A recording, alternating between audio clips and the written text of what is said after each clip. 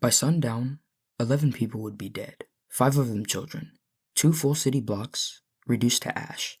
And it began with a police helicopter hovering above 6221 Osage Avenue, carrying a homemade bomb. This wasn't a war overseas. This was a U.S. city using military tactics against its own residents. What led to that moment? Why did officials order firefighters to stand down? And how did a plan to serve warrants end with the neighborhood consumed by flames? This is the story of the Move bombing. The story begins in the early 1970s with Vincent Lee Park, who renamed himself John Africa. John Africa couldn't read or write, but he dictated long speeches to his followers, railing against the system. He taught that schools, medicine, corporations, and government were tools of control. Move's answer was total rejection. Members ate raw food, composted their waste, raised dogs, and lived communally. They wore dreadlocks and took the surname Africa, and pledged loyalty to John Africa's teachings. Supporters saw them as a fearless voice against racism, police brutality, and environmental destruction. But neighbors saw chaos. Trash piled high, rats infesting nearby homes, dogs barking all throughout the night, even bullhorns blasted at 3 a.m., condemning the so-called system.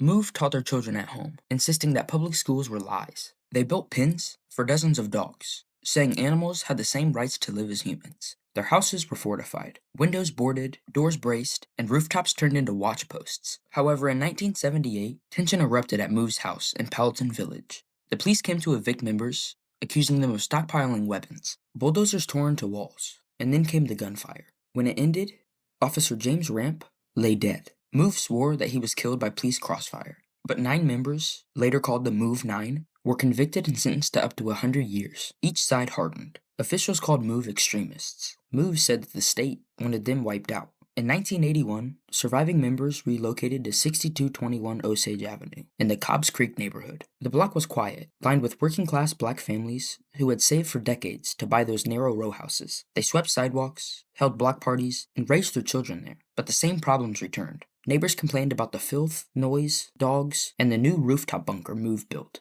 Petitions were filed with City Hall, pleading for help.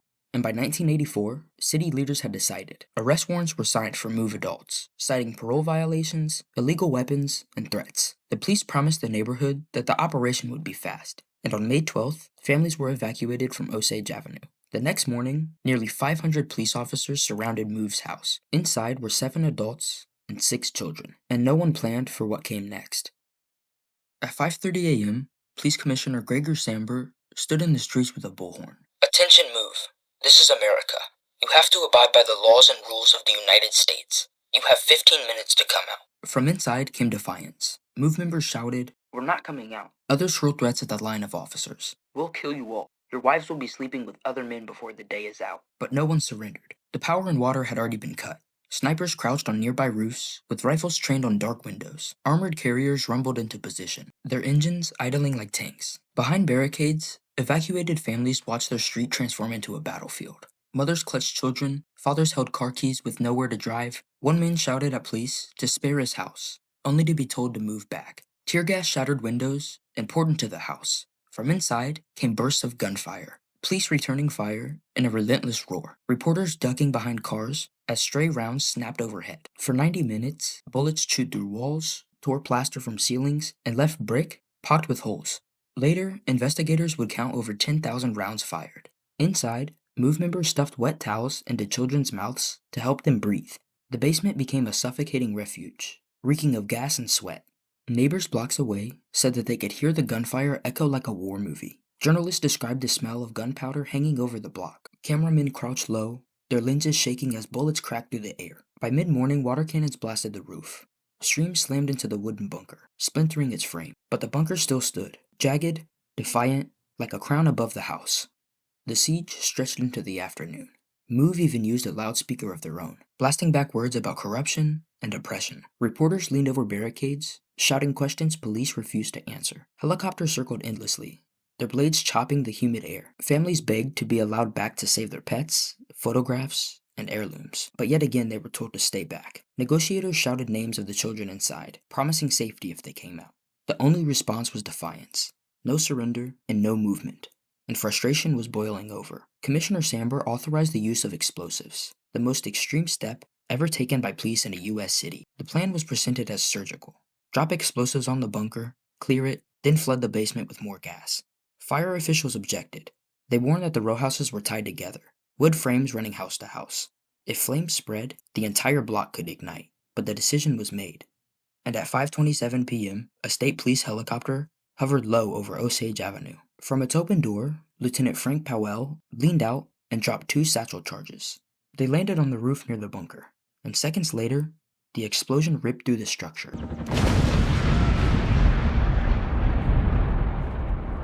The bunker immediately disintegrated, the roof buckled, and then came the fire.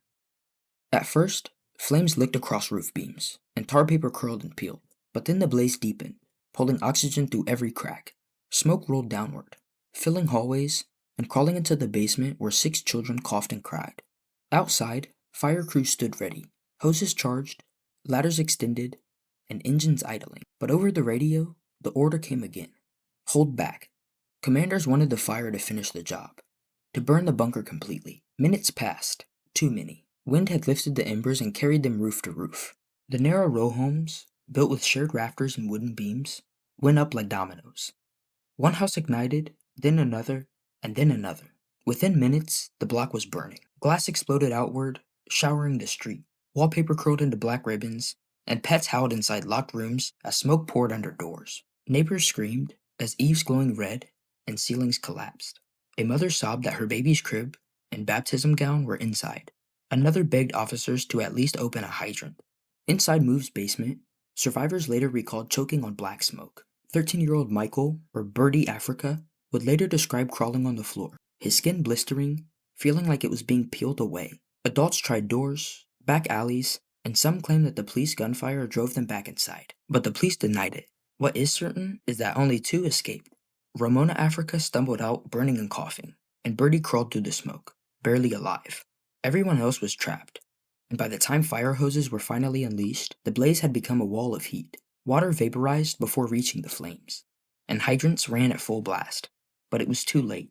Television crews filmed the inferno live, reporters describing the roar of the fire like a freight train. Ash fell in sheets, coating jackets and microphones.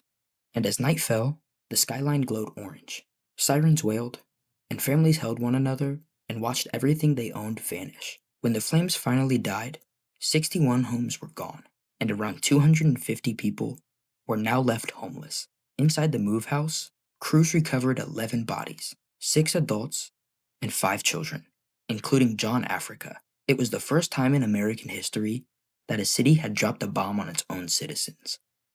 By dawn of May 14th, Osage Avenue was completely rubble. Brick chimneys stood like gravestones over blackened ash, and cars were warped hunks of melted metal. Families pressed against barricades, crying in disbelief, some even clutching the deeds to the houses that no longer stood. Others carried photographs, rescued from ash piles, the edges charred black. Hearings dragged on for months, and survivors spoke. Police defended themselves, and neighbors relived trauma. Tapes of the bombing were played again and again. Samber's bullhorn, the order to drop explosives, even the delay of firefighting. Spectators in the courtroom gasped as footage replayed, flames ripping through homes. Some wept openly. Officials stumbled through testimonies, dodging blame and pointing fingers at one another.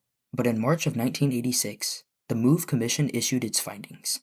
The bombing was reckless, unconscionable, and grossly negligent, but no criminal charges were ever filed. Commissioner Samber resigned under pressure. Fire Commissioner William Richmond retired. Mayor Good apologized but remained in office.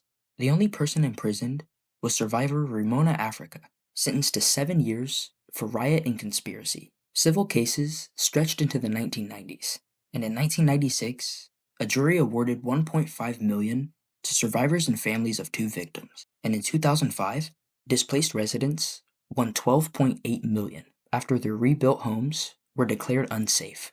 The replacement houses had paper-thin walls, leaking roofs, and faulty wiring. Residents later going on to call them cardboard houses. Winters were brutal. Some homes had no heat, and in storms, walls bent with the wind.